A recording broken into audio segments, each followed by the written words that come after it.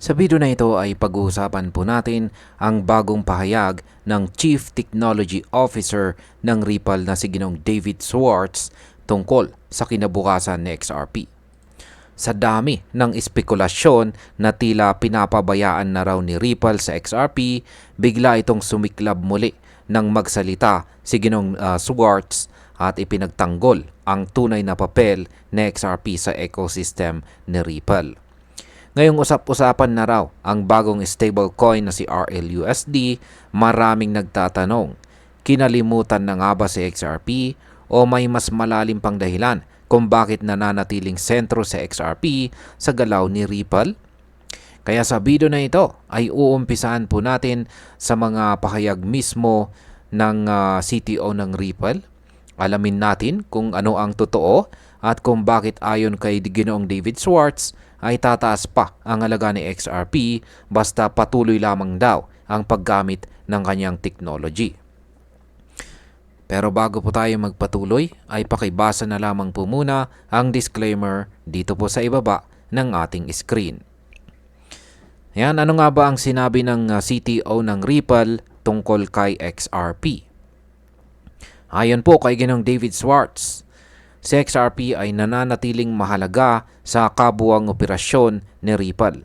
Ayon sa kanya, kahit hindi madalas binabanggit si XRP sa mga bago nilang announcements, ay ginagamit pa rin ito sa napakaraming transaction lalo na sa tinatawag na Ripple payments. Dagdag pa ni Ginong Schwartz ay mas malaki ang paggamit ni XRP bilang bridge asset kumpara sa kahit anong ibang asset sa loob ng kanilang sistema. Para sa kanya ay malinaw ito. Si XRP pa rin ang puso ng kanilang cross-border payment solution. Yan. Kahit wala po siyang eksaktong figures sa panahon ng kanyang pahayag, ay buo ang kanyang paninindigan na si XRP ang pinakaginagamit na digital asset sa kanilang serbisyo. Yan po yung kanyang aktual na post dito bilang response kay Hiram SGIG. Yan. Ngayon ay paano nga ba ginagamit si XRP bilang bridge asset? Bilang isang bridge asset, si XRP ay nagsisilbing tagapamagitan ng iba't ibang currency. Halimbawa kung isang kumpanya mula Japan ay kailangang magbayad sa isang partner sa Mexico, hindi na kailangan pa ng palitan ng yen papuntang USD tapos i-convert ulit sa Mexican peso. Ang XRP po ang gagamitin para dumaan ang halaga at agad po itong marireceive ng kabilang panig. Ito ang dahilan kung bakit mabilis, mura at efficient ang sistema ni Ripple. At sa ganitong proseso ay hindi po natin maiiwasan ang paggamit kay XRP dahil parte na po siya mismo ng daloy ng sistema. Yan, or ang flow of the system. Ngayon ay ano naman ang papel ng RLUSD sa sistema ni Ripple? Ngayon ay lumalakas din ang pangalan po ni RLUSD. Ito naman po ang stablecoin na nilabas ni Ripple noong December 2024. Ayon po kay Ginong Schwartz, David Schwartz, ay may partikular na gamit si RLUSD. Ito raw ay bagay sa mga sitwasyong nangangailangan ng price stability gaya ng paghawak ng collateral o kapag papasok at lalabas ka sa crypto market. Kumbaga ay parang pang safety net si RLUSD. Hindi siya para sa mabilisang transaction across borders, kundi mas para sa mga kailangan ng predictable na halaga. Sunod po nating katanungan ay may competition ba si XRP at saka si RLUSD? Ayan, XRP versus RLUSD. Maraming XRP supporters ang nag-aalala. Baka raw tuluyan ng palitan ni RLUSD sa XRP sa mga mahalagang bahagi ng sistema ni Ripple. Isa po sa mga tumutuligsa ay si Ellen Schoen na nagsabing tila pinapabayaan na raw si XRP at binibigyan ng mas mataas na papel si RLUSD. Pero may ibang community member na bumabawi at nagsasabing hindi raw dapat pag-awayin ang dalawang assets. Ayon po kay Wrath of Kahneman ay hindi raw tinatalikuran ni Ripple sa XRP. Bagkos ay lumilipat lamang sila ng focus sa mas malalaking institutions. Tama rin ang sinabi ni Ginoong Jake Claver, isang consultant naman na nagsabing kapag mas maraming transaction ang dumaan sa XRP Ledger o XRPL ay mas lalaki rin ang demand para kay XRP. Ngayon ay bakit po mas mahirap iwasan si XRP sa XRPL kumpara sa ibang network? Isa pa po sa mga matibay na punto ni Ginoong David Schwartz ay ang hindi mapapalitang papel ni XRP sa loob ng XRP Ledger. Hindi lang po kasi siya basta utility token na idinagdag, kundi bahagi po talaga ng kung paano gumagana ang mismong network.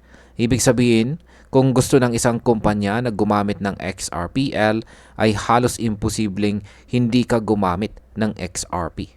Hindi tulad ng Ethereum kung saan pwedeng umiwas sa Ethereum gamit ang mga layer 2 or side chains. Yan, sa pagdating po sa XRPL ay natural ang paggamit kay XRP sa bawat galaw. Kaya kung lalawak pa ang paggamit ng XRPL sa totoong mundo, lalawak din ang paggamit kay XRP. Yan, bilang panghuling tanong ay ano naman ang posibleng epekto ng desisyong ito ni Ripple? Kung tutuusin ay lumalabas na si Ripple ay hindi naman talaga tumatalikod kay XRP. Salip ay sinusubukan nilang ihiwalay ang roles ng dalawang digital assets. Si RLUSD ay para po sa stable na fiat-like operations. Sa XRP naman po ay para sa mabilis at global na paggalaw ng pera. Ang ginagawa po ni Ripple ay parang pag-expand ng kanyang serbisyo. Gusto nilang sakupin ang mga malalaking institution at para mangyari ito ay kailangan po nilang mag-alok ng stablecoin at native crypto na sabay gumagana. Sa ganitong paraan ay mas lalaki po ang kabuoang kanilang ecosystem. At ayan, para po sa atin bilang mga Pinoy crypto enthusiast dito sa Pilipinas na sumusubaybay dito sa mundo ng crypto ay napakagandang balita po ito. Una po sa lahat ay napatunayan nating hindi pa tapos ang laban ni XRP. Sa kabila ng mga chismis ay malinaw na mahalaga pa rin po ang papel ni XRP sa global payments. Pangalawa ay mas lumalaki ngayon ang oportunidad para sa mass adoption. Kapag mas maraming institution ang gagamit ng XRPL, ay posibleng tumaas po ang demand at presyo ni XRP. Posibleng makakita po tayo ng long-term gains kung magpapakatatag lamang tayo. At higit po sa lahat ay mas lumalawak ang crypto ecosystem. Habang may RLUSD para sa stable operations, may XRP naman para sa mabilisang transaction. Kapag mas naging mainstream po ito, ay mas maraming pinto ang magbubukas para sa atin bilang mga Pinoy investors. At bilang panghuli, para sa akin ay malinaw po ang direksyon ni Ripple.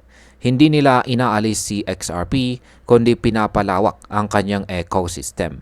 Hindi naman kailangang lahat ng spotlight ay nasa kanya para masabing mahalaga po siya. Ang mahalaga ay ang aktual na paggamit. At ayon mismo sa CTO ay si XRP pa rin ang nangingibabaw. Huwag tayong padala sa ingay ng social media. Mas mainam po na tingnan natin ang tunay na galaw sa likod ng mga kumpanya gaya ni Ripple. Kung totoo ngang lumalawak ang paggamit ng XRP sa XRPL at sa mga institusyong sumasakay dito, posibleng malapit na nating masaksihan ang panibagong pagsabog ng presyo ni XRP. Kaya mga ka-crypto, kapit lamang po si XRP ay hindi po mawawala. Mas lalo pa siyang lumalakas. At ayan, hanggang dito na lamang po tayo sa video na ito mga ka-crypto. Marami pong salamat sa panonood. Ingat po tayo lagi at God bless po sa ating lahat.